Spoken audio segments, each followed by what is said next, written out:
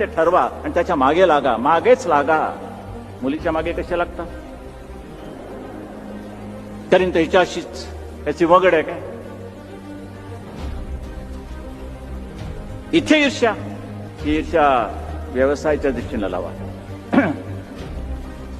वय किती आहेत हे मी उभं केल्याशिवाय राहणार नाही. त्या दृष्टीने तुम्हाला नंतर आपोआप मार्गदर्शन होत असतं, आपोआप तुम्हाला मार्ग मिळतात. काहीच करणार नाही आणि कोणीतरी आणून देईल.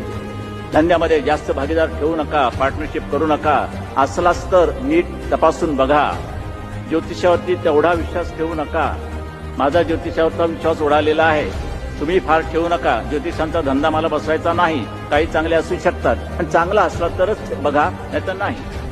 आणि मग स्वतःच्या कर्तृत्वावरती ज्यावेळेला तुम्ही उभं राहाल आणि निश्चित ठामपणाने विचार कराल, त्यावेळेला तुमच्या सुद्धा विचारांच्या या आश्वाला पंख फुटल्याशिवाय राहणार नाही. एवढा आत्मविश्वास बाळगून मी तुर्त आपली रजा घेतो.